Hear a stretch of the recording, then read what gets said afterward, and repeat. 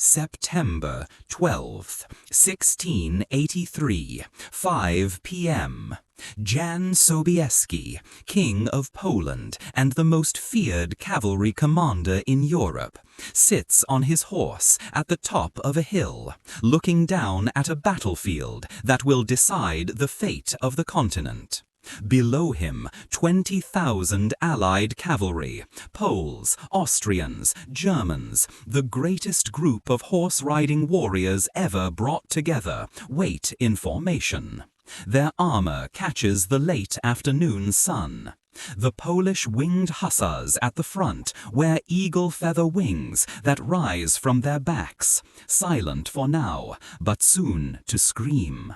3 kilometers down the slope, the Ottoman camp spreads out like a city of silk and steel, somewhere between 150,000 and 300,000 men.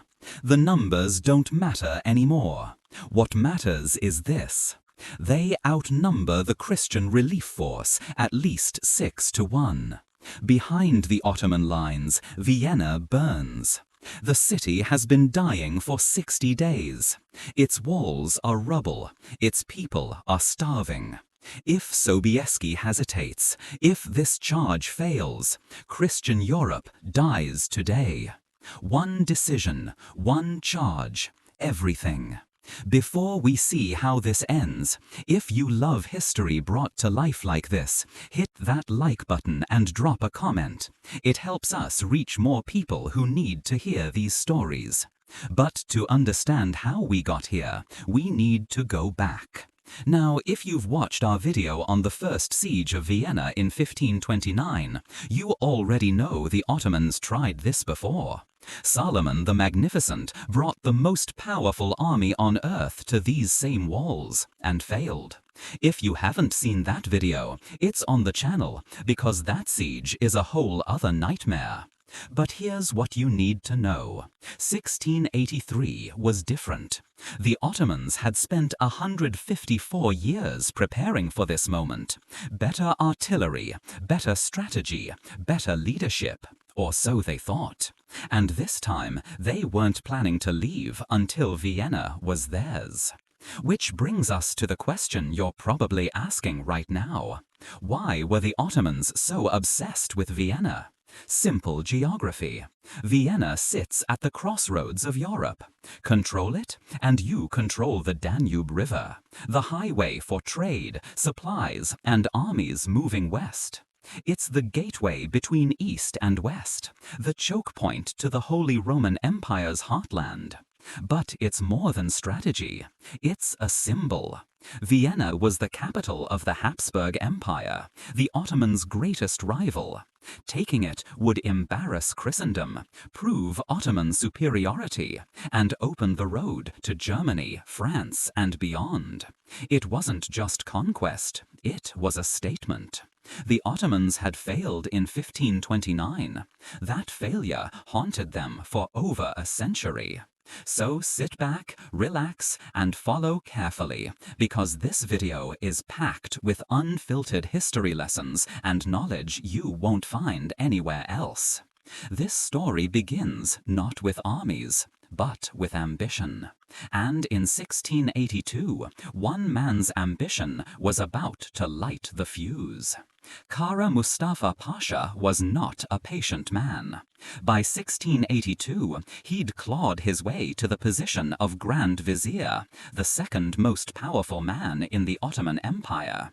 He ran the government while Sultan Mehmed IV spent his days hunting deer in the Balkan forests.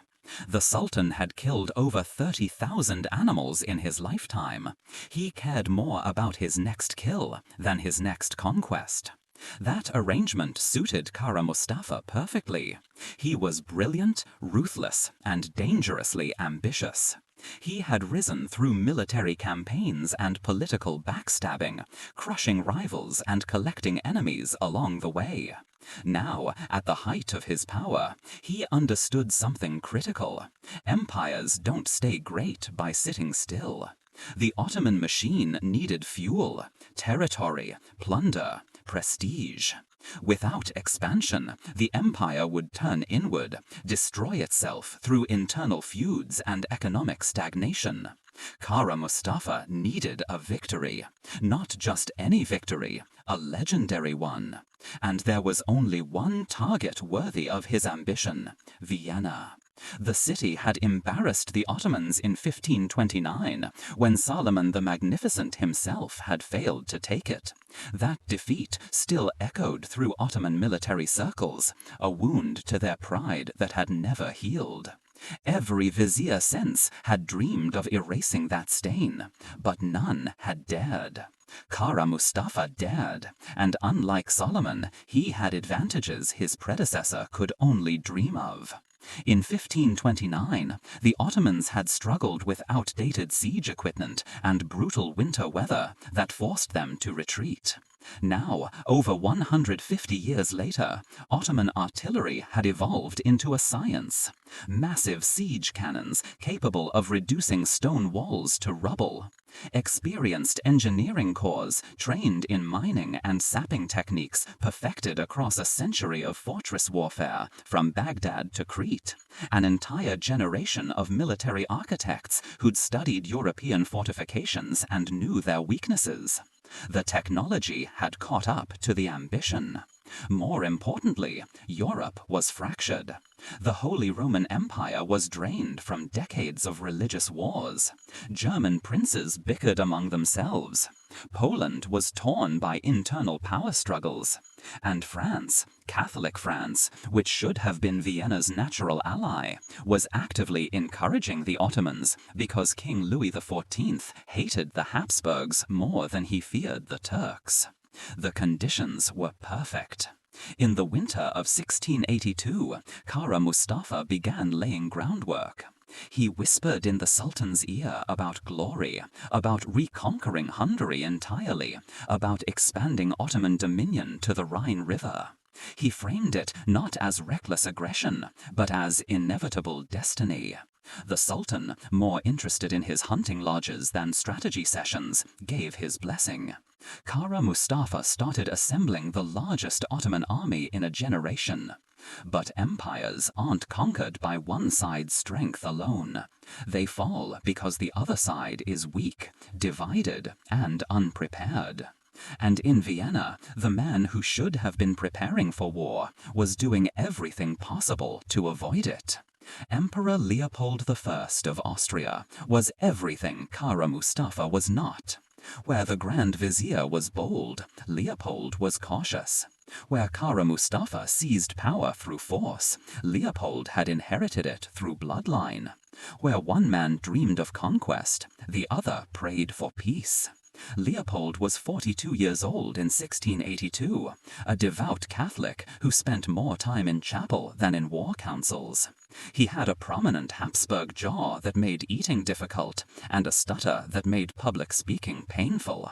He loved music, composed it himself, and genuinely believed that diplomatic letters and treaty negotiations could solve problems that required pannons and soldiers. He was a good man in a position that demanded a ruthless one. On paper, Leopold ruled the Holy Roman Empire, a sprawling collection of territories stretching from the Netherlands to Hungary. But ruled was a generous word. The empire was less a unified state and more a patchwork of semi-independent princes, dukes, bishops, and free cities, who technically owed him allegiance, but rarely acted like it. When Leopold needed money for defense, Leopold made a calculation that would haunt him. He believed he could negotiate his way out of war. He sent diplomats to Constantinople with gifts and proposals. He offered territorial concessions in Hungary. He tried playing different Ottoman factions against each other, hoping to bog Kara Mustafa down in internal politics. He even reached out to the Sultan directly, bypassing the Grand Vizier entirely. It was a strategy built on hope, not strength. And hope, as history has proven time and again, is not a military strategy. While Leopold wrote letters, Kara Mustafa assembled cannons. While Habsburg diplomats debated treaty language, Ottoman engineers built siege equipment. While the emperor prayed for peace, the Grand Vizier prepared for total war. But Leopold's greatest miscalculation wasn't underestimating the Ottomans. It was trusting the one ally who should have saved him and instead betrayed him. Louis XIV called himself the most Christian king, defender of the faith, protector of Christendom. In 1682, he was actively helping the Ottomans destroy it. The Sun King hated the Habsburgs more than he feared the Turks. For him, politics wasn't about religion, it was about power, and anything that weakened Leopold strengthened France. So while Leopold sent desperate letters begging for a united Christian front against the Ottoman threat, French ambassadors in Constantinople were doing the opposite. They encouraged Kara Mustafa's ambitions. They provided intelligence on Habsburg military positions. They assured the Grand Vizier that France would remain neutral if the Ottomans invaded. Neutral, that was the polite word for betrayal. French gold flowed east. Not in vast sums, Louis was too clever for that, but enough to signal support, enough to make clear that if the Ottomans marched on Vienna, France wouldn't lift a finger to stop them. In fact, French troops remained positioned on the western Habsburg borders, forcing Leopold to keep his own armies divided, watching two fronts at once. It was a masterclass in cynical realpolitik. The Pope in Rome saw what was happening and was furious. He sent letters to Louis reminding him of his Christian duty, warning that a Turkish victory at Vienna would threaten all of Europe, including France. Louis sent polite replies filled with diplomatic language that meant nothing. Other Catholic monarchs noticed but stayed silent. Spain was entangled in its own wars. The Italian states were too weak to matter. Portugal was on the edge of the world, worried about maritime empires, not land invasions. Leopold stood alone. Well, almost alone. Because 800 kilometers to the northeast, in the palace at Warsaw, another king was watching events unfold with very different calculations in his mind. Jan Sobieski understood what Louis XIV either didn't see or didn't care about. If Vienna fell, Poland was next. The Ottomans wouldn't stop at Austria. They'd push north into Polish territory, and Poland's fractured nobility would never unite fast enough to stop them. But Sobieski saw something else too, an opportunity. If he could save Vienna, if he could be the hero Louis refused to be, then Jan Sobieski would become the most celebrated monarch in Europe. His name would be spoken alongside the great Christian warriors of history. And in Poland, where the nobility respected strength above all else, that kind of glory translated directly into political power. So, in the spring of 1683, when Leopold's envoys arrived in Warsaw begging for help, Sobieski didn't hesitate. He said yes. But before Polish cavalry could save Vienna, the city had to survive long enough to be saved. And that nightmare was about to begin. March 31st, 1683. The Ottoman army marched out of Edirne under cloudless skies. Kara Mustafa had assembled somewhere between 120,000 and 170,000 men. The exact number depends on which source you trust, but even the most conservative estimates made it the largest Ottoman force deployed in Europe in over a generation. Infantry, cavalry, artillery crews, engineers, support staff, camp followers, a human tide that stretched for miles along the roads leading northwest toward Hungary. At the front rode the Sipahi cavalry, elite horsemen whose families had served the Sultan for generations. Behind them marched the Janissaries, the empire's professional infantry corps, armed with muskets and swords, disciplined and loyal. Tatar auxiliaries scouted ahead. Wallachian and Moldovan vassals brought their own contingents, forced into service by Ottoman dominance over their principalities. And then came the artillery train. Dozens of massive siege cannons, each requiring teams of oxen to haul. Smaller field guns, mortars designed to lob explosive shells over walls. Wagons loaded with gunpowder kegs, iron shot, tools for the engineers who would dig the trenches and mines. This wasn't a raiding party. This was an army built to knock down fortresses and stay as long as it took. But nothing compared to Kara Mustafa's personal entourage. The Grand Vizier travelled like a king. His command tent was a complex of silk pavilions large enough to house a small court. Inside, Persian carpets, gold-threaded cushions, a portable treasury filled with coins and jewels he'd need for bribes and payments. He brought his harem, his personal cooks, astrologers to read the stars and advise on auspicious days for battle. He even brought his favorite concubines and a menagerie of exotic animals. This wasn't just a military campaign. It was a statement, a demonstration of Ottoman wealth and power, designed to overawe anyone who saw it. Kara Mustafa wanted Europe to see him coming and despair. The army moved slowly. Armies that size always do. 15 kilometers on a good day, less when rain turned roads to mud or when supply wagons broke down. They followed the Danube northwest through the Balkans, the river serving as both highway and supply line. Fortresses along the route had a choice: open your gates and submit, or resist and be destroyed. Most opened their gates. The few that didn't were reduced to rubble within days. Kara Mustafa had no time for prolonged sieges of minor strongholds. He bypassed what he could, crushed what he couldn't, and kept moving. Every day brought him closer to Hungary. Every day brought him closer to Vienna. By late June, the vanguard had crossed into Habsburg territory, and that's when the panic started. Villages in Lower Austria began emptying. Refugees flooded west, carrying whatever they could on their backs, telling stories of the army coming behind them, an army so vast it took hours to pass a single point, an army that blotted out the horizon.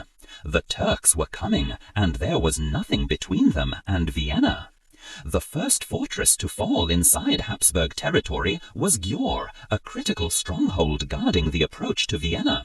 Its garrison commander sent urgent messages to Leopold. The Ottomans are coming. He needs reinforcements. He needs them now. The Emperor's War Council debated. They argued about logistics, about where troops could be pulled from, about whether reinforcing Győr would leave other positions vulnerable. While they debated, Győr fell.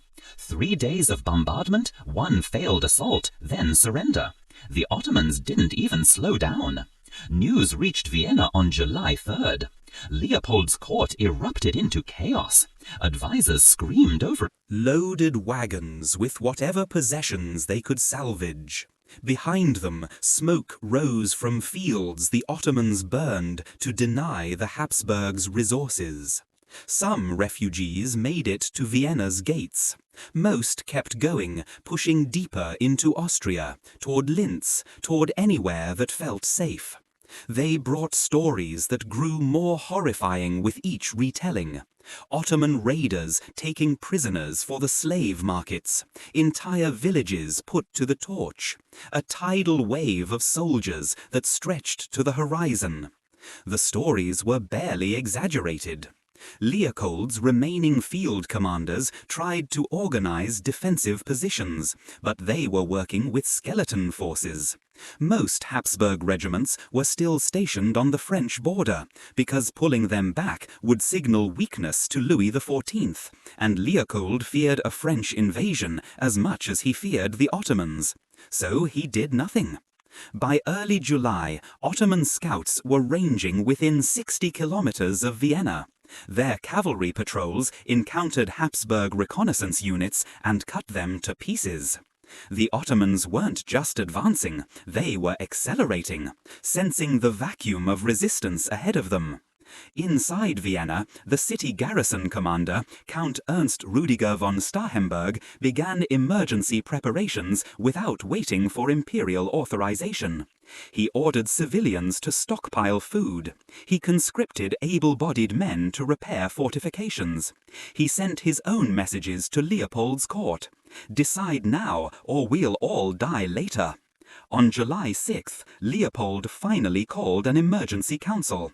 The question wasn't whether the Ottomans would reach Vienna. They would. The question was whether the emperor would be inside the city when they arrived. His military advisors were blunt. If Leopold stayed and Vienna fell, the emperor would be captured or killed. The Habsburg dynasty would end. If he left, he could rally armies from across the empire, coordinate with potential allies, and return with a relief force. It was strategy. It was survival. It was also abandonment. On July 7th, Leopold made his choice. July 7th, 1683. Dawn. The imperial household began loading wagons in the palace courtyard, while most of Vienna still slept. Trunks filled with official documents, ledgers, treaties, the imperial crown and regalia wrapped in velvet and packed in iron-reinforced chests, church relics from St. Stephen's Cathedral, bones of saints, fragments of the True Cross, gold crucifixes, the Habsburg treasury, or what remained of it after years of war with France. Everything that made Leopold an emperor reduced to cargo. The convoy stretched for nearly a kilometre. Wagons, carriages, armed escorts, court officials, clergy, servants. Leopold's wife, pregnant with their third child, rode in an enclosed carriage near the front. His 2 young sons were with her, confused about why they were leaving in such a hurry. At 6 a.m., the emperor climbed into his own carriage. At 6:30 a.m., the convoy rolled out through Vienna's western gate, heading toward Linz. Within an hour, the entire city knew the emperor had abandoned them. Leopold's official proclamation, read in the city squares that morning, framed it differently. He was leaving to personally coordinate the empire's military response. He would rally German princes to send troops. He would negotiate with Poland for assistance. He would assemble a relief force and return to lift the siege. His presence, the proclamation said, was more valuable outside Vienna than inside it. Technically true, strategically sound, but none of that mattered to the people watching their emperor flee. Crowds gathered along the streets, silent and stunned. Some wept, others shouted curses that the imperial guards pretended not to hear. A few nobles began preparing their own evacuations. If the emperor was leaving, why should they stay? Starhemberg moved quickly to stop the bleeding. The 45-year-old garrison commander called an immediate assembly of Vienna's remaining leadership. Guildmasters, city council members, senior clergy, military officers. He stood before them in the city hall and delivered a message with no diplomatic cushioning. The emperor is gone. The Ottomans are coming. Anyone who wants to leave, leave now.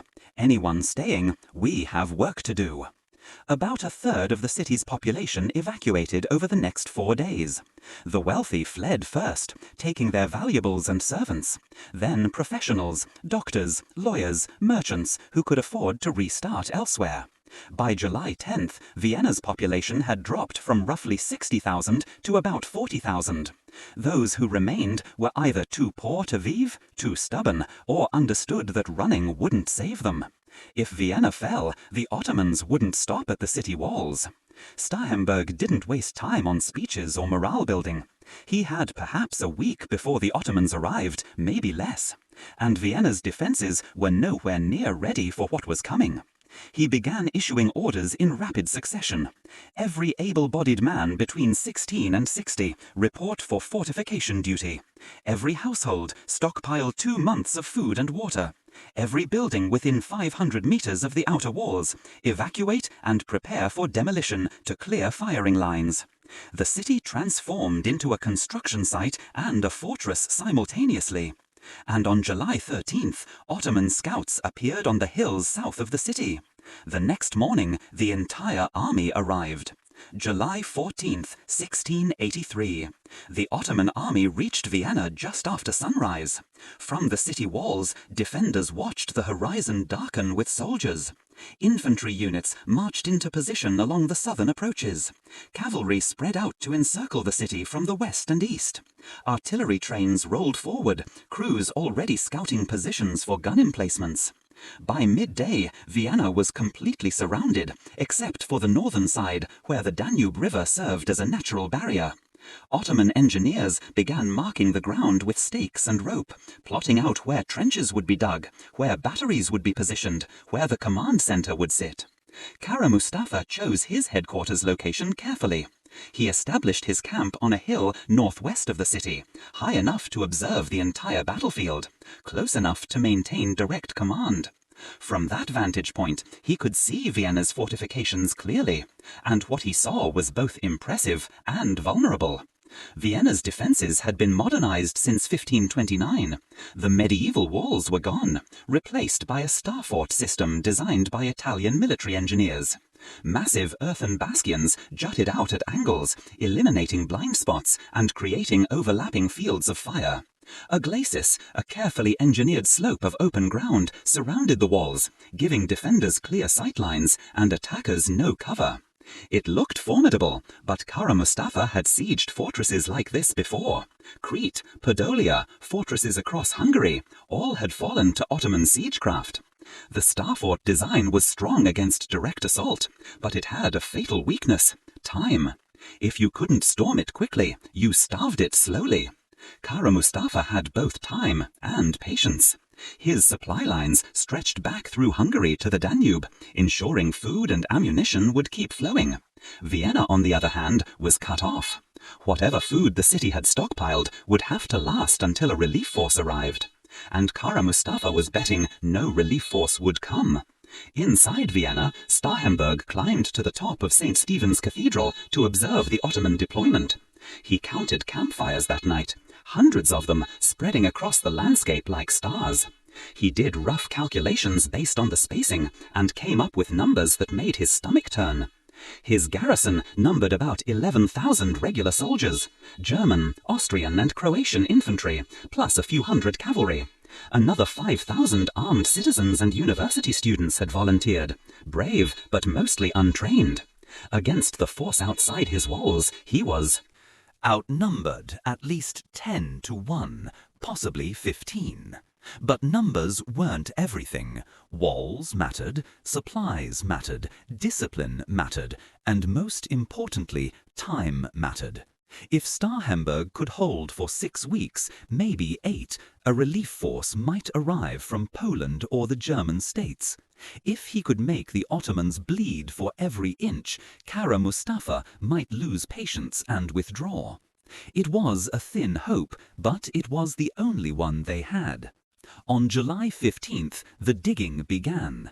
Ottoman siege warfare in 1683 wasn't about heroic charges or dramatic assaults. It was engineering. The trenches came first. Starting 400 meters from Vienna's walls, Ottoman sappers began digging approach trenches in a zigzag pattern, angling left, then right, then left again as they inched closer. The pattern wasn't random. It prevented defenders from firing straight down the trench line. A cannonball might kill a few men, but it couldn't sweep the entire trench because of the angles. Each night, the trenches advanced another 20 meters closer. Each morning, Vienna's defenders woke up to find the Ottomans had literally dug themselves nearer while they slept. Starhemberg ordered his artillery crews to fire on the diggers, but the sappers worked at night and took cover during the day. For every one the Austrians killed, 10 more took his place. By July 20th, the trenches had reached 200 meters from the walls. Then the heavy guns arrived. Kara Mustafa's artillery crews hauled massive siege cannons forward through the trenches, positioning them in reinforced earthwork batteries. These weren't field guns meant for open battle. These were fortress killers. Some had barrels over 3 meters long, firing iron balls weighing 30 kilograms or more. The bombardment started on July 22nd and never really stopped. The guns fired in rotation. One battery would shoot for an hour while another reloaded, creating a continuous rhythm of destruction. The targets were specific: corners of bastions where walls met at angles, gates, any visible crack or weak point in the fortifications. Inside Vienna, the sound was unbearable, a constant thunder that made conversation impossible and sleep a fantasy. Buildings near the walls collapsed from the vibrations. Civilians learned to recognize the whistle of incoming shot and drop flat a split second before impact. But the real danger wasn't above ground, it was below it. While the artillery pounded Vienna's walls, Ottoman engineers started the slow, patient work that would actually decide the siege: mining. The technique was straightforward but brutal. Dig a tunnel from your trench toward the enemy fortification's foundation. Shore up the tunnel with wooden beams as you go so it doesn't collapse. When you reach the target, directly beneath a wall or bastion, hollow out a chamber, pack it with barrels of gunpowder, lay a fuse, and detonate. If done correctly, the explosion would collapse the wall foundation from below. The fortification above would crack and crumble, creating a breach that infantry could storm through. The Ottomans had refined this technique over decades. Their mining corps included experienced diggers from across the empire, men who'd brought down fortress walls from Baghdad to Crete. Many were Christian slaves or prisoners of war, forced into the most dangerous job in siege warfare. Tunnels collapsed regularly, burying men alive. Cave-ins from defensive countermeasures killed dozens at a time. But Kara Mustafa had an endless supply of labor, and he used it without hesitation. By the end of July, Ottoman engineers had started at least a dozen separate mine tunnels, all angling toward different sections of Vienna's defenses. Starhemberg's scouts reported hearing digging sounds beneath the city. He immediately ordered his own engineers to start countermines, defensive tunnels designed to intercept the Ottoman diggers before they could reach the walls. What happened next turned the siege into a nightmare fought in absolute darkness, hundreds of feet underground, where men killed each other with picks and knives in spaces too narrow to stand. The first countermine team made contact with Ottoman diggers on July 28th. Austrian engineer George Rimpler led a crew of 12 men through a tunnel they dug beneath the Lobel bastion. They'd been hearing pickaxes striking earth from the other side of the rock for 2 days, getting closer. Rimpler calculated the Ottoman tunnel was maybe 3 meters away, running parallel to theirs. He ordered his men to dig sideways, directly toward the sound. At 11:19 p.m., a pickaxe broke through into the Ottoman tunnel. What followed lasted less than 2 minutes. In the sudden opening, lit only by the candles both sides carried, Austrian and Ottoman miners killed each other with hand tools in a space barely wide enough for one man to swing. Pickaxes, shovels, knives, no room for muskets or swords, just brutal close-quarters butchery. Rimpler's team lost 4 men. The Ottomans lost more. 7 bodies were pulled from the tunnel afterward. But more importantly, the Austrian countermine had intercepted the Ottoman tunnel before it reached the bastion foundation. The explosion Kara Mustafa had been waiting for never came. This became the pattern. Ottoman miners dug toward the walls, Austrian counterminers tried to intercept them. Sometimes the Austrians succeeded and destroyed the Ottoman tunnel. Sometimes they missed and the tunnels passed each other in the dark, crews unaware they'd been meters apart. And sometimes the Ottomans got through. August 4th, 2 a.m. A massive explosion rocked the Berg bastion on Vienna's southern wall. The mine detonated perfectly. Gunpowder packed into a chamber directly beneath the bastion's foundation. The blast sent a shock wave through the ground that shattered windows 100 meters away and woke everyone in the city. When the dust settled, a section of the bastion wall had collapsed inward, creating a gap nearly 10 meters wide. Ottoman infantry rushed the breach at dawn. Starhemberg had anticipated this. He'd positioned reserve units behind every major bastion specifically for this scenario. As the Janissaries poured through the gap, they ran straight into prepared Austrian defensive positions: sandbag barricades, chevaux de frise, spiked wooden barriers, and massed musket fire from 3 directions. The Ottomans fought for 2 hours to hold the breach. They got 50 meters inside the walls before Starhemberg personally led a counterattack that drove them back. By noon, Austrian engineers were already rebuilding the gap with rubble, timber, and earth, constructing a makeshift inner wall where the bastion had stood. It held, but the message was clear. The Ottomans could blow holes in Vienna's defenses faster than the Austrians could repair them. Over the next 3 weeks, this cycle repeated 5 more times. Mine explosion, breach created, Ottoman assault, desperate Austrian counterattack, frantic rebuilding. Each time the defenders held, each time they lost more men they couldn't replace. Rimpler's countermining teams worked around the clock, racing against Ottoman diggers they could hear but couldn't see. They blew up 3 more Ottoman mines before they could detonate. They collapsed 2 tunnel systems with countercharges that buried the enemy crews alive. But they couldn't catch them all. And while this underground war consumed resources and men, the surface bombardments never stopped. By mid-August, entire sections of Vienna's outer fortifications existed only as rubble and improvised barriers. The Ottomans hadn't breached the inner city yet, but they were getting closer, and the defenders were running out of everything: ammunition, food, men, and time. August 10th, a mortar shell crashed through the roof of St. Stephen's Cathedral during evening mass. It punched through the wooden ceiling, fell 30 meters, and landed in the center aisle. For 3 seconds, nothing happened. The congregation froze, staring at the smoking iron sphere sitting between the pews. Then it exploded. Shrapnel tore through the interior. 6 people died instantly. Dozens more were wounded by flying splinters of wood and metal. The explosion ignited the wooden pews, and within minutes fire was spreading through the cathedral's interior. Civilians and soldiers formed bucket brigades from the nearest wells, passing water hand to douse the flames. They fought the fire for 4 hours and saved the building, but the damage was severe. The roof was gone in places. The interior was scorched and blood-stained.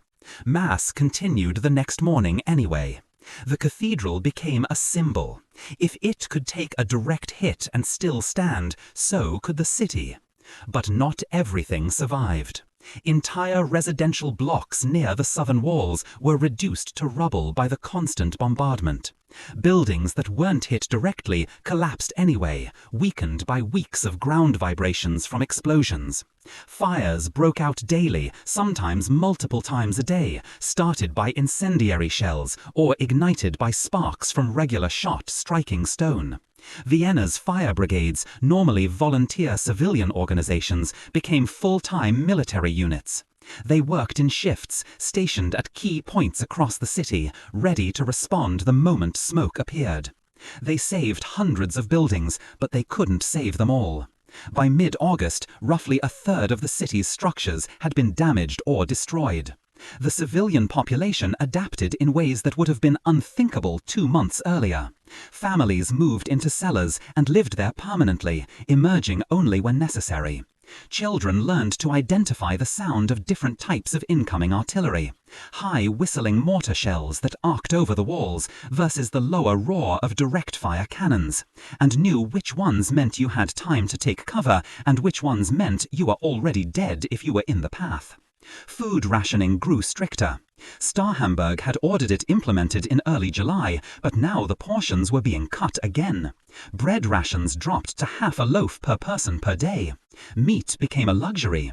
Horses from the cavalry units were being slaughtered for food, which meant fewer mounted troops available for sorties. Water was scarce. Several wells had been contaminated by debris or deliberately poisoned by Ottoman infiltrators who'd snuck into the city before the siege tightened. The remaining wells had long lines at all hours, guarded by soldiers to prevent hoarding. And the worst part, no one knew how long it would last.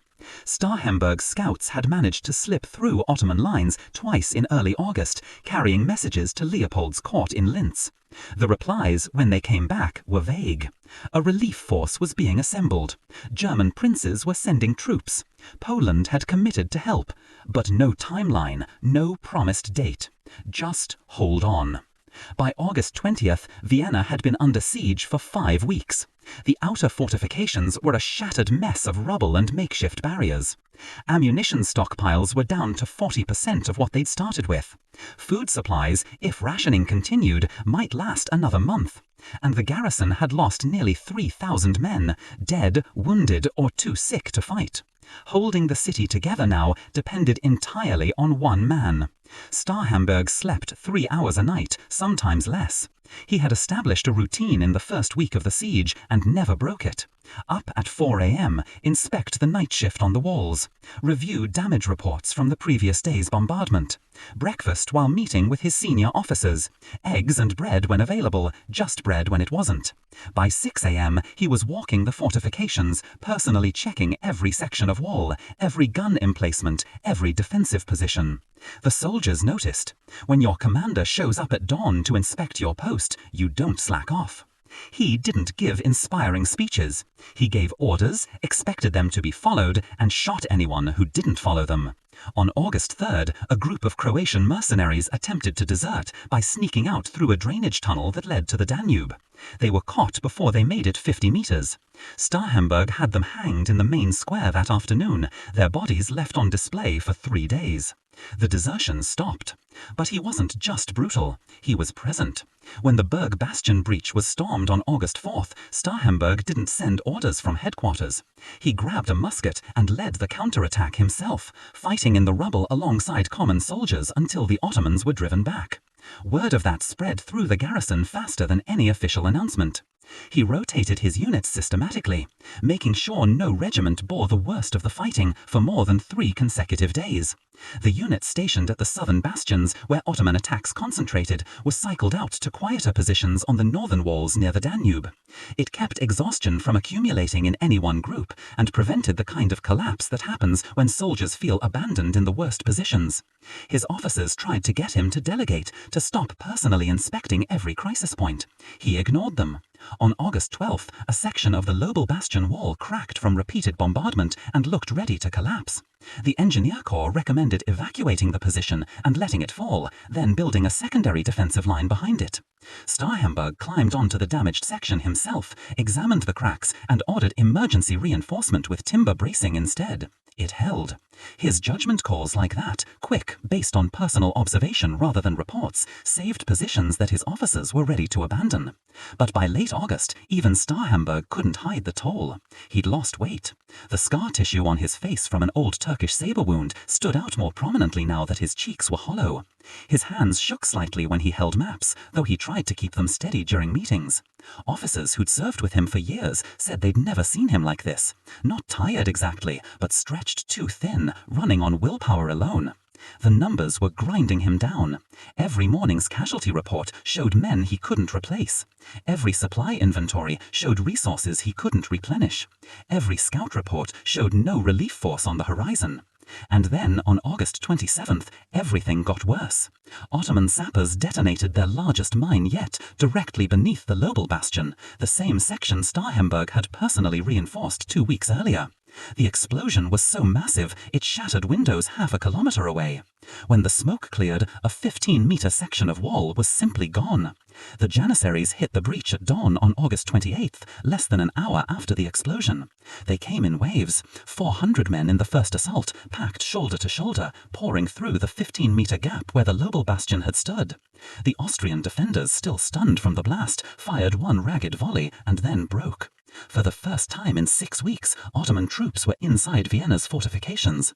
They pushed 80 meters into the city before running into Starhemberg's reserve position, a hastily built inner barricade of rubble, overturned wagons and sandbags.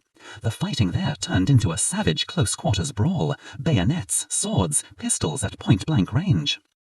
No strategy, no tactics, just desperate men trying to kill each other on a smoke-filled street. Sterenberg arrived within minutes, sword in one hand, pistol in the other. He didn't shout orders or rally the troops with speeches. He just started shooting. He shot 2 janissaries with his pistol, pulled out his sword and pushed into the fight. His officers followed because they had no choice. If the commander was fighting up close, what excuse did they have to hold back? The Austrians fought back in a wedge shape, driving into the center of the Ottoman breakthrough and splitting it. The janissaries, realizing they were getting cut off from their backup troops, began pulling back toward the hole in the wall. By 9 a.m., they were outside the walls again. Sterenberg's men immediately started rebuilding. Crews dragged debris into the gap. Broken stone, wood from collapsed buildings, barrels filled with dirt. Within hours, a rough inner wall was taking shape. It wouldn't stop artillery, but it would slow the next attack. But holding the hole in the wall had cost them. 140 defenders dead. Another 200 wounded so badly that they couldn't return to duty.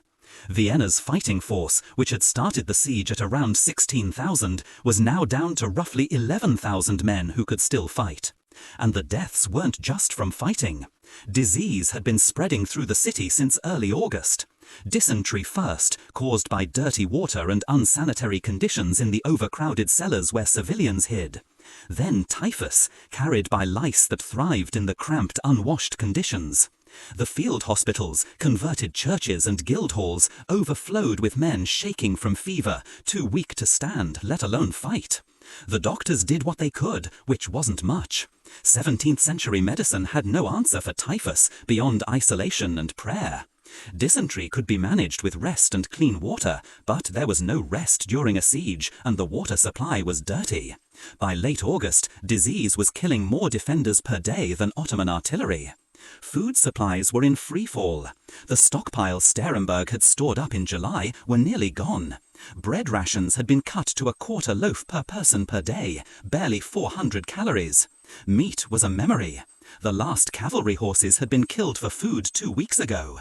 People were eating rats, boiling leather for whatever nutrition it might provide, searching through rubble for forgotten stores of grain. Ammunition was worse. The artillery batteries that had fired 200 rounds per day in July were now limited to 30 rounds per day. Musket ammunition was so low that Sterenberg ordered his men to hold fire unless the enemy was within 50 meters. The gunpowder reserves, carefully guarded in the city's storage buildings, would last maybe another week at current use rates. Sterenberg knew the math. He'd known it for days, but had avoided saying it out loud. Vienna could hold for maybe 10 more days, 2 weeks at most. After that, the city would fall, not to attack, but to simple collapse. Too few men, too little food, no ammunition. On the night of August 28th, after the hole in the wall was sealed and the bodies were cleared, Sterenberg sat in his headquarters and wrote a message on a small piece of paper. He called for his best remaining messenger. The messenger was a Hungarian scout named István Kolonicic, 23 years old, who'd already made 2 successful runs through Ottoman lines in early August. Sterenberg handed him the folded paper sealed with wax. Get this to Linz. Find the Emperor's War Council. If you can't reach them, find anyone in contact with a relief force. Tell them we have days, not weeks. Kolonicic nodded, tucked the message inside his boot and left. He slipped out through a drainage tunnel near the Danube at 2 a.m. on August 29th, swam across the river under cover of darkness, and disappeared into the countryside beyond Ottoman patrols. The message was 9 words. If help does not come soon, the city is lost. Sterenberg didn't know if Kolonicic would make it. He didn't know if anyone was actually coming. The last communication from Leopold's court had been vague reassurances with no specific timeline. Polish forces gathering, German princes contributing troops, a relief army being organized. But being organized meant nothing if Vienna fell before they arrived. All Sterenberg could do now was buy time. Hold 1 more day, then another, until either rescue came or the city ran out of men to fight. What he didn't know, what he couldn't know, trapped inside the siege, was that 200 kilometers to the northwest, the largest Christian combined army put together in decades, was already on the move. And leading it was a king who'd built his entire career on winning battles everyone said were impossible to win.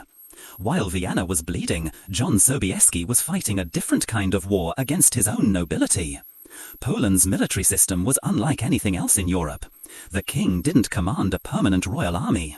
Instead, military power was divided among the great magnates, wealthy aristocrats who controlled huge private armies funded from their own estates.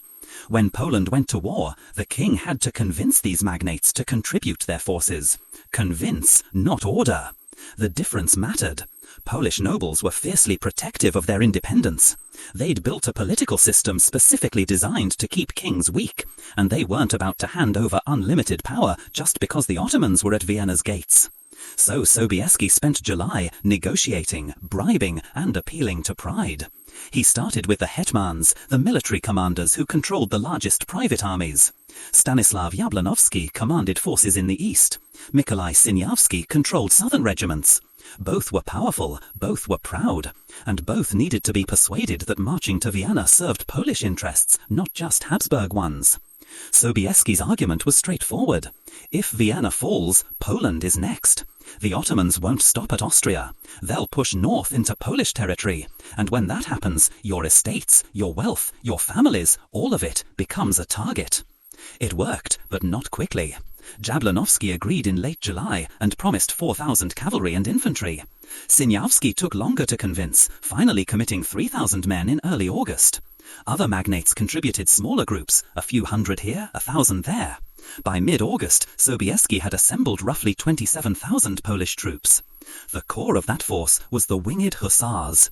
These weren't professional soldiers in the modern sense. They were the Polish aristocracy itself, mounted and armoured. Each hussar was a landed nobleman or his servant, equipped with the finest gear money could buy. Steel breastplates, helmets with face guards, lances over 4 meters long, curved sabres, multiple pistols. The famous wings, wooden frames holding eagle feathers attached to the back of their armour, served both practical and psychological purposes. They made the hussars appear larger, and when they charged, the wings created a distinctive whistling sound that terrified enemy horses. Sobieski had approximately 3,000 hussars ready to ride. They would form the spearhead of whatever attack he eventually launched. But he needed more than Polish forces, and he knew it. 27,000 men wasn't enough to break a siege defended by an Ottoman army estimated at over 100,000. He needed allies, German princes, Austrian regiments, anyone who could contribute troops to a relief force. That meant coordination, diplomacy, and more time Vienna might not have. Reports from Habsburg sources were vague but alarming. Vienna was surrounded, the siege was getting worse. Leopold's court was in chaos, begging every Catholic ruler in Europe for help, but getting mostly empty promises. Sobieski sent his own messengers racing west to the German states, Saxony, Bavaria, Franconia. He needed the groups to meet up with his Polish forces at a specific location and time. The logistics were a nightmare. Different armies moving at different speeds, speaking different languages, loyal to different princes. If he moved too early with just Polish troops, he'd be outnumbered and destroyed. If he waited too long to assemble a full coalition, Vienna would fall before he arrived. It was a calculation measured in days and lives. By late August, the pieces were moving. Saxon regiments were marching south. Bavarian forces under Elector Maximilian II Emmanuel were on the move. Charles of Lorraine, commanding what remained of the Habsburg field army, was coordinating positions northwest of Vienna. The meeting point was set. Tulln, a town about 30 kilometers from Vienna. Sobieski's Polish forces left Krakow on August 15th and began the march south. The race to save Vienna had begun. But first, Sobieski had to build an army out of a coalition that had never fought together. Charles of Lorraine didn't trust Sobieski, and Sobieski knew it. The Habsburg general was 47 years old, experienced, competent, and bitterly aware that a foreign king was about to take command of what should have been his relief force. Charles had spent the summer assembling imperial regiments, 12,000 men scraped together from garrisons across Austria and Germany. He'd positioned them northwest of Vienna, harassing Ottoman supply lines and waiting for reinforcements. He was not waiting for a Polish king to show up and give him orders. The command structure had to be negotiated before a single battle plan could be drawn. Leopold's messengers arranged the deal in late August. Sobieski would command the overall relief force as supreme commander, but Charles would keep independent control over imperial troops and have veto power over big decisions that risked Austrian forces unnecessarily. It was a compromise that satisfied no one, which meant it was the best they were going to get. Meanwhile, German groups trickled in from across the Holy Roman Empire. Maximilian II, Elector of Bavaria, arrived with 11,000 Bavarian troops on August 27th. He was 21 years old, ambitious, eager to prove himself in battle, and convinced he understood siege warfare better than generals twice his age. His officers were less confident, but kept quiet. Saxony sent 9,000 men under Field Marshal Georg von Arnim, who had the opposite problem. He was 63, cautious to the point of paralysis, and spent every war council meeting arguing for defensive positions instead of offensive action. Franconian princes contributed smaller groups. Swabian regiments arrived in scattered groups. Every group brought its own commanders, its own supply chain, its own ideas about how the campaign should be fought. Coordinating them was chaos. Language barriers created constant confusion. Orders issued in German were misunderstood by Polish officers. Battle plans had to be translated multiple times, each translation introducing new confusion. A Polish cavalry maneuver that made perfect sense in the original became garbled nonsense by the time it reached Bavarian infantry commanders. Supply coordination was worse. Each army brought its own supply system. The Poles took supplies from local villages using agreements negotiated weeks earlier. The Bavarians paid for everything in cash. The Austrians seized what they needed and promised to pay back later. When multiple armies arrived in the same area at the same time, they competed for the same food, animal feed, and water sources. Fights broke out between Polish and Saxon soldiers over access to a mill. Bavarian troops got into a brawl with imperial cavalry over camping space near a river. Officers from different groups barely spoke to each other outside of formal meetings. Sobieski held the entire fragile alliance together through sheer force of will. He met personally with every major commander. He flattered Maximilian's ambition and praised his Bavarian troops. He respected von Arnim's experience while gently overruling his more extreme caution. He negotiated supply agreements that gave each group defined territories for getting supplies. He broke up disputes between units by rotating their positions so rival groups weren't camped next to each other. By September 5th, the coalition forces had gathered near Toln. The combined army numbered approximately 65,000 to 70,000 men. It was the largest Christian relief force assembled in decades. It was also a logistical nightmare held together by duct tape and desperation. And now they had to turn this broken coalition into a functioning army capable of breaking the largest Ottoman siege in a century. The War Council met on September 6th to plan the attack. The War Council met in a taken-over monastery outside Tulln on September 6th. Maps covered every available table.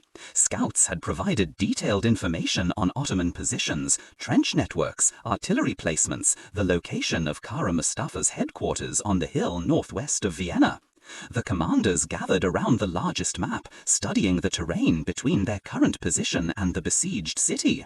The problem was obvious. How do you relieve a siege when the besieging army outnumbers your relief force? George von Arnim, the elderly Saxon commander, proposed the cautious approach.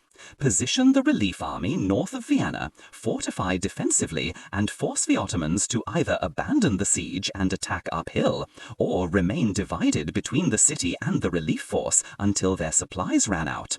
It was safe, it was logical, it would also take weeks, and Vienna didn't have weeks. Maximilian of Bavaria argued for a direct approach from the north.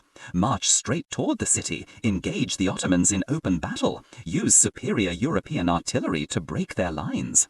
Charles of Lorraine pointed out the flaw immediately. The terrain north of Vienna was flat open ground, perfect for the Ottoman cavalry, who outnumbered the Christian cavalry roughly 2 to 1. A big battle on that ground would be suicide. The debate went in circles for an hour. Every proposal had a fatal weakness. Every plan required either more time or men than they had. Then Sobieski stood and pointed to the Vienna woods on the map. "We go through here." The Vienna woods were a range of forested hills west and northwest of the city. The terrain was rough, dense trees, steep slopes, narrow paths. Moving an army through it would be slow, difficult, and risky. If the Ottomans caught them strung out in column formation along forest trails, they could be destroyed piece by piece. But if they made it through, they'd emerge on the high ground directly overlooking the Ottoman camp. Sobieski traced the route with his finger. "We march through the woods under cover of the trees. The Ottomans won't be able to see our full strength or formation. We emerge here." He pointed to the ridgeline northwest of the city, on the heights with Kara Mustafa's camp directly below us. Charles studied the map, and then we force him to fight on 2 fronts. The city behind him, our army in front, with us holding the high ground. "And if he chooses to dig in?" von Arnim asked. "He won't have time. We hit him immediately with everything we have. Infantry advances down the slopes, engages his forward positions, pins them in place." Sobieski moved his hand across the map.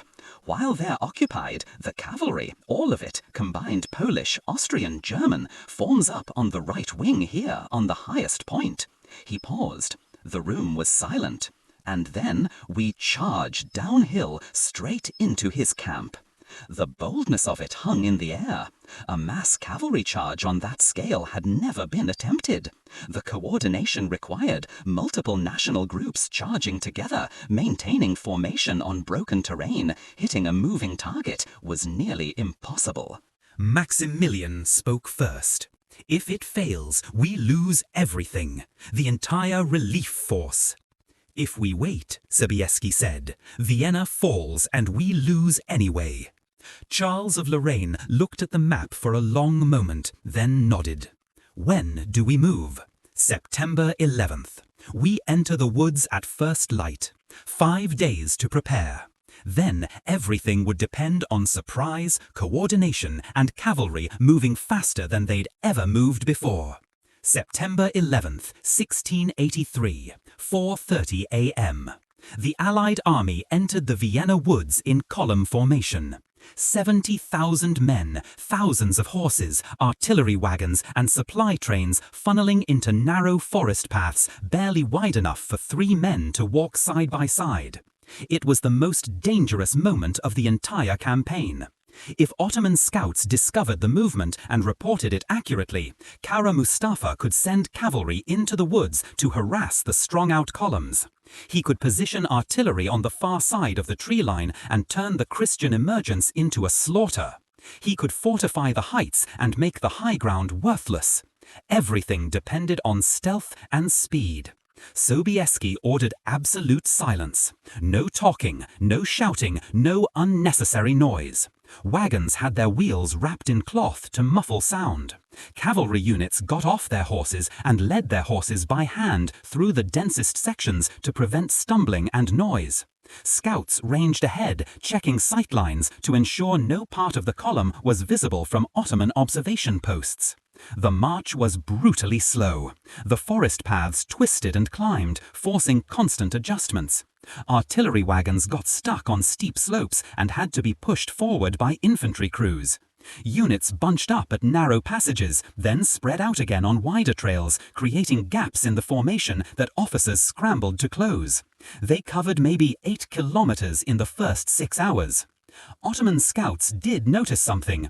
Reports reached Kara Mustafa's headquarters by mid-morning that enemy movement had been detected in the woods to the northwest. But the reports were vague. Some said it was a small raiding party. Others estimated a few thousand troops. None understood the scale. Kara Mustafa made a decision that would haunt him. He sent a portion of his cavalry to investigate, but kept the bulk of his army focused on Vienna. His engineers had just set off another mine beneath the city's defenses that morning, and he believed Vienna was perhaps 2 days from final collapse. He wouldn't abandon a nearly won siege for what looked like a minor distraction. That calculation cost him everything. By early afternoon, the lead elements of the Christian army began emerging from the tree line onto the ridge line northwest of Vienna. Polish advance units came out first, securing the heights and establishing defensive positions. Then came the Imperial regiments, then the Bavarians, then the Saxons, until the entire Allied force was deploying along a 3-kilometer front on high ground. From the ridgeline, they could see everything. Vienna, 3 kilometers to the southeast, still surrounded, smoke rising from bombardment. The Ottoman siege lines, trenches and fortifications spreading around the city in a massive semicircle. And directly below them, Kara Mustafa's headquarters camp. The Grand Vizier's silk tents clearly visible, surrounded by thousands of tents housing his command staff and elite units. Ottoman commanders in the camp below looked up and saw for the first time the full scale of what they were facing. 70,000 men on the high ground forming battle lines, deploying artillery. It was too late to reposition, too late to fortify, too late to do anything except react. The Battle of Vienna was about to begin, and inside the dying city, defenders on the walls saw Allied banners on the hills for the first time in 8 weeks and began shouting. September 12th, 1683. Dawn. Kara Mustafa woke to the worst possible news. The Christian army wasn't a raiding party. It was the entire relief force, already deployed on the high ground, already forming battle lines. He'd been outmaneuvered. His officers gathered in his command tent for an emergency council. The situation was clear and terrible. The Ottomans had roughly 120,000 men, but they were spread thin, wrapped around Vienna in siege positions, with trenches, artillery placements and fortifications all facing toward the city, not toward an army attacking from the northwest. The question was brutal. What now? One option, abandon the siege immediately, pull every available unit back and gather forces to face the relief army before they could fully organize. It meant giving up 8 weeks of siege work, leaving behind artillery and supplies that couldn't be moved quickly.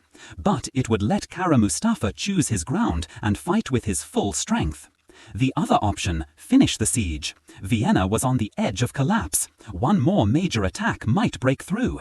If the city fell quickly, Kara Mustafa could turn his entire army around and face the relief force from a position of strength, having already achieved his primary goal. Both options had logic. Both required commitment. Kara Mustafa chose neither. He ordered continued attacks on Vienna while at the same time pulling troops from the siege lines to face the Christian army. Split his forces, divided his attention, tried to win both battles at once. It was the worst possible decision, and it came from a fatal combination of ambition and denial. He'd spent months planning this siege, assembled the largest Ottoman army in a generation, brought the Habsburg capital to the brink of surrender. Walking away now, even tactically, felt like defeat. So he tried to have it both ways. Ottoman units began pulling back from the southern and eastern siege lines, marching northwest to establish defensive positions against the relief force. Artillery batteries were moved. Janissary regiments moved from assault positions around Vienna to blocking positions on the slopes below the Christian army. But it was chaotic, improvised, reactive. Meanwhile, the Christian deployment continued methodically. Charles of Lorraine's imperial regiments took position on the left wing. The center was held by German groups, Bavarians, Saxons and Franconians, under their respective commanders. And on the right wing, on the highest point of the ridgeline, Sobieski positioned his Polish forces. The cavalry, the entire combined cavalry force from all groups, assembled behind the Polish right wing. Roughly 20,000 horsemen, the largest mounted formation any of them had ever seen. Inside Vienna, Starhemberg climbed to the highest intact point on the city walls and looked northwest through a telescope. He saw the banners, the formations, the glint of sunlight on armor and weapons stretching across the hills. He turned to his officers. "Hold the walls. Whatever happens out there, we hold."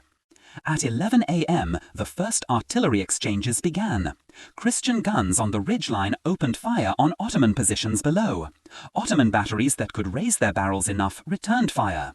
The sound rolled across the battlefield like continuous thunder. Then the infantry advanced. Imperial and German regiments began moving down the slopes in formation, engaging Ottoman forward positions.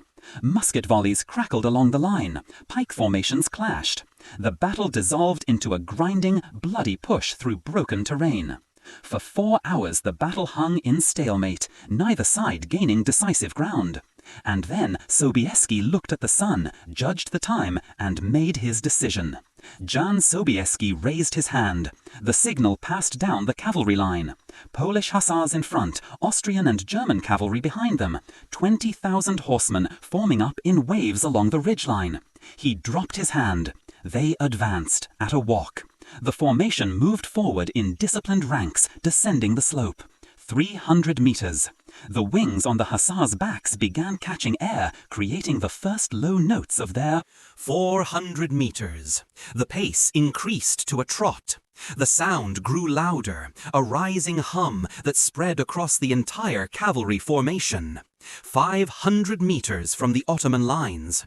Sobieski spurred his horse to a gallop. The entire formation followed. 20,000 horses accelerating downhill in a coordinated mass. The ground shook. The whistle of the wings became a shriek. The thunder of hooves drowned out the artillery, the musket fire, everything. The Ottoman forces in their path had perhaps 20 seconds of warning. Janissary units tried forming defensive squares. Cavalry commanders screamed orders to their men to form screening lines. Artillery crews abandoned their guns and ran. None of it mattered. The hussars hit the Ottoman front line like a collapsing wall. Lances leveled, driving through the first ranks with pure force. Horses and armored riders moving at full gallop downhill, concentrated into a single point of impact. The Ottoman line didn't hold. It shattered. Men were trampled, crushed, thrown aside. The lances broke or punched through bodies and were thrown away. The hussars drew their sabres and kept moving, the blades rising and falling in mechanical rhythm. Behind them, wave after wave of Austrian and German cavalry poured through the hole, widening it, exploiting the gaps, turning the Ottoman flank into chaos. Ottoman units that had been fighting stubbornly all afternoon suddenly found themselves hit from the side by an enemy moving faster than infantry could react to. Formations broke, officers lost control, soldiers dropped their weapons and ran. Panic spread like fire through dry grass. Within 30 minutes, the entire Ottoman left flank collapsed. Units that hadn't even been directly engaged started retreating, infected by the panic of those who had. The careful defensive positions Kara Mustafa had spent the morning organizing fell apart. The Grand Vizier, watching from his headquarters, understood immediately what was happening. The battle was lost. The siege was lost. If he stayed, his entire army would be surrounded and destroyed. He gave the order, retreat. Ottoman commanders began pulling their units back toward the Danube bridges and the roads leading south into Hungary. What had been an organized withdrawal attempt turned into a rout as Christian cavalry pursued, cutting down stragglers, capturing supply wagons, overrunning Ottoman artillery positions. The siege lines, trenches and fortifications built over 8 weeks were abandoned in hours. By 7 p.m., as the sun began setting, Polish cavalry reached Kara Mustafa's command camp. The Grand Vizier was already gone, fled south with his personal guard, but he'd left everything behind. Sobieski rode into the camp and got off his horse in front of the Grand Vizier's tent. Inside, silk curtains, silk carpets, gold furnishings, chests filled with coins and jewels. The treasury Kara Mustafa had brought to fund the siege, abandoned in his escape. Outside, across the battlefield, Ottoman units were streaming south in disorder, harassed by cavalry all the way. Vienna was saved, but the dying wasn't finished yet. September 13th morning, Jan Sobieski entered Vienna through the southern gate. The streets were packed with people who hadn't bathed in weeks, who'd been living on quarter rations, who'd watched their city crumble around them for 2 months. They lined the route, silent at first, then weeping, then shouting. Some reached out to touch Sobieski's horse as he passed. Others just stood and stared, too exhausted to process that it was actually over. Starrenberg met him in the main square. The garrison commander looked like he'd aged 20 years in 8 weeks. Hollow cheeks, bloodshot eyes, uniform stained with gunpowder residue and dried blood. He saluted, formal and correct, then held out his hand. Sobieski took it. "The city is yours, Your Majesty." "The city," Sobieski replied, "is still yours. You held it. We just showed up at the end." It wasn't false modesty. It was tactical truth. If Vienna had fallen even 1 day earlier, there would have been nothing to save. Starrenberg nodded, then quietly sat down on the steps of a nearby building and closed his eyes. His officers let him rest. The celebration, such as it was quiet because of exhaustion and the reality of what the siege had cost. Nearly 12,000 defenders dead, soldiers and civilians combined. Entire districts reduced to rubble. Disease still spreading through the population. Food supplies completely gone. The cathedral held a massive Thanksgiving service that afternoon. Sobieski attended, along with Charles of Lorraine, Maximilian of Bavaria, and the other coalition commanders. The interior was packed, standing room only, with people filling every available space. Candles burned where windows had been blown out. The smell of gunpowder still hung in the air. When the mass ended, Sobieski walked the walls with Starrenberg, surveying the damage. The fortifications were a mess. Entire sections collapsed, others held together by temporary repairs. Rubble and timber and sandbags stacked where engineered bastions had stood. "How long could you have held?" Sobieski asked. 3 more days, maybe 4. Sobieski looked out at the abandoned Ottoman siege lines, the trenches and batteries now empty, littered with equipment the Turks had left behind in their retreat. "We cut it close." "Yes," Starrenberg said, "you did." But while Vienna celebrated survival, the Ottomans were running for their lives, and the Christian cavalry wasn't letting them run in peace. The Ottoman retreat became a slaughter along the road south of Vienna.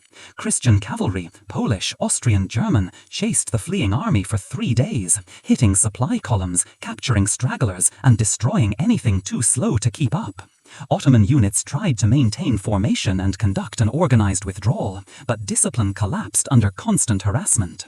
By September 14th, the roads leading into Hungary were littered with abandoned equipment.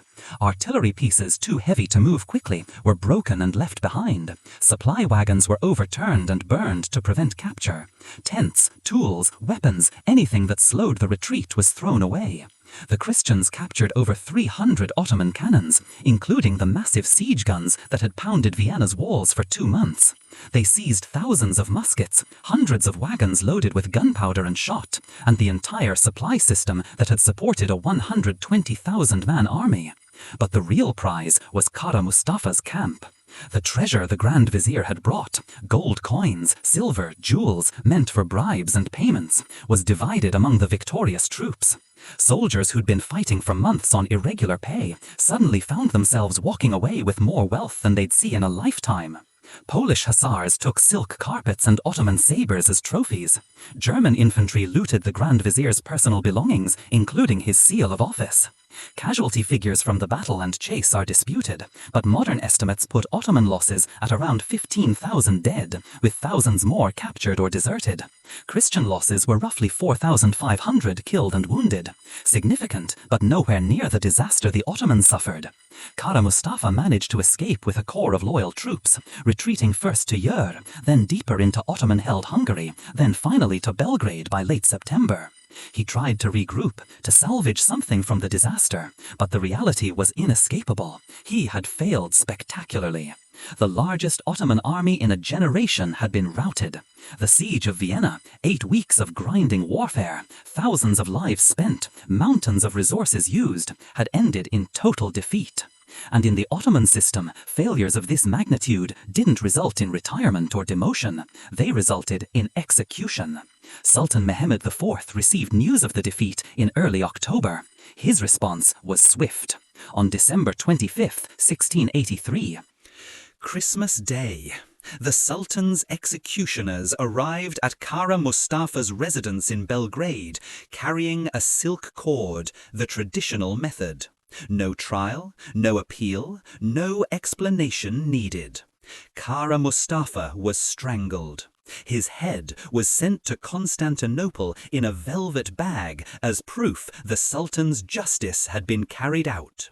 The man who dreamed of conquering Vienna and becoming the greatest Ottoman commander since Suleiman died in disgrace, his ambition ending in a quiet room far from the glory he'd sought. But his defeat had consequences that reached far beyond one man's fate. Leopold returned to Vienna on October 5th, 3 weeks after the battle. The emperor, who'd fled in July, came back to a city that had been saved in his absence. Politically, it should have destroyed him. He had abandoned his capital, left his people to die, and only returned after someone else had won the victory. Instead, he was celebrated. The Habsburg propaganda machine went to work immediately. Official accounts emphasized Leopold's smart thinking in leaving to coordinate the relief effort. Court historians gave him credit for assembling the coalition, with securing Polish help, with masterminding the rescue. Sobieski was praised, certainly, but as a tool of Habsburg strategy, not as the designer of victory. It was a masterclass in rewriting history while it was still happening.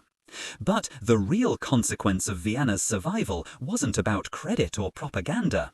It was strategic. For the first time in over a century, the Habsburgs shifted from defense to offense. In 1684, Leopold formed the Holy League, a military alliance between the Habsburg Empire, Poland and Venice, later joined by Russia. Their stated goal: push the Ottomans out of Hungary entirely and reclaim territory lost over generations.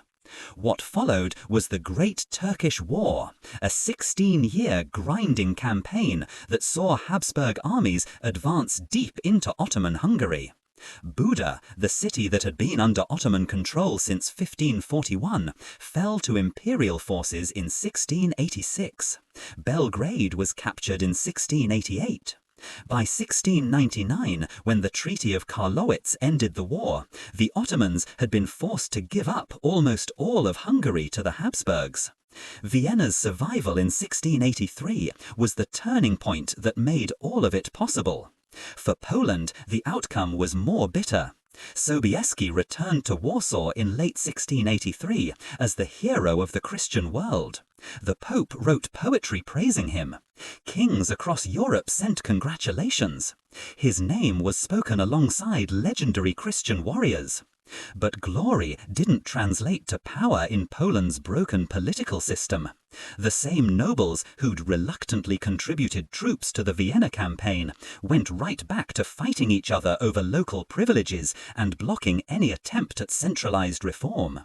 Sobieski's military genius couldn't fix Poland's internal rot. The liberum veto system that allowed any single noble to paralyze the government. The weakness of the crown. The constant foreign interference. Sobieski died in 1696, frustrated and politically isolated. And within 80 years of his greatest triumph, Poland would cease to exist, divided in 3 stages between Russia, Prussia and Austria. The Commonwealth that had saved Vienna was carved up by the very powers it had helped protect. The historical irony was brutal and complete. For the Ottoman Empire, September 12, 1683, marked the beginning of a long, slow decline. The tide of Ottoman expansion into Europe, which had been advancing for over 300 years, stopped at Vienna and never resumed. The empire would survive for another 240 years, but it would never again threaten the heart of Christian Europe. From 1683 forward, the Ottomans were on the defensive, fighting to hold territory rather than conquer it. The siege that was supposed to prove Ottoman power instead exposed its limits. And in the centuries of analysis that followed, one question kept coming up. How did it happen? How did 70,000 men break a siege held by nearly twice that number? The answer wasn't about numbers. It was about decisions, timing, and one cavalry charge on a September afternoon. So, how did 70,000 men break a siege held by an army nearly twice that size? 3 reasons. First, terrain. Sobieski understood that battles aren't won by numbers alone. They're won by positioning. By taking the Vienna woods route and coming out on the heights, he forced Kara Mustafa to fight uphill while defending 2 directions at the same time. Geography became a force multiplier. Second, timing. Vienna held for exactly as long as it needed to, not a day more. If Starhemberg had surrendered in early August, or if disease had broken the garrison a week earlier, the relief force would have arrived to find a conquered city. If the Ottomans had detected the coalition march through the woods even 6 hours earlier, they could have fortified the ridgeline and made the charge impossible. The victory balanced on a knife's edge of timing that went right at every critical moment. Third, unity of command. For all the internal tensions and language barriers, Sobieski held operational authority and used it decisively. When the moment came, he didn't debate or form committees. He ordered the charge, and 20,000 cavalry followed. Kara Mustafa, by contrast, spent September 12th trying to win 2 battles at once and lost both. But acknowledging these tactical factors doesn't diminish the role of chance. If Leopold had been a stronger empire, the siege might never have happened. If Louis XIV had supported Vienna instead of undermining it, Ottoman calculations would have changed entirely. If Kara Mustafa had abandoned the siege on September 11th instead of splitting his forces, he might have fought the relief army to a draw or even won. History turned on decisions made under pressure by flawed men working with incomplete information. There were no guaranteed outcomes, just choices and consequences. The people who lived through it carried different memories. For Starhemberg and Vienna's defenders, September 12th was proof that holding impossible positions against overwhelming odds sometimes works. For Sobieski, it was the achievement that defined his legacy, the moment his name entered the permanent record. For the Ottoman soldiers who survived the retreat, it was trauma and defeat, the beginning of their empire's long decline.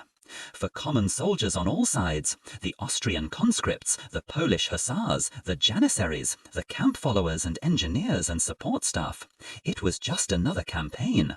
Some lived, some died.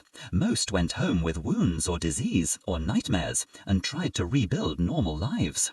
The grand strategies and geopolitical shifts meant less to them than finding their next meal. Vienna itself rebuilt. The walls were repaired, then eventually torn down in the 19th century to make room for the Ringstrasse, the boulevard that now circles the old city. The hill where Sobieski formed his cavalry is a park now, popular with hikers.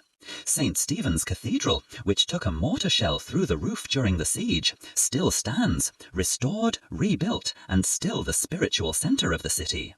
You can visit the locations where this happened, walk the ground where 20,000 cavalry charged downhill into history, stand on the fortifications that Starhemberg defended with dwindling ammunition and dying men. The sites are real, the events are documented, the consequences echoed for centuries.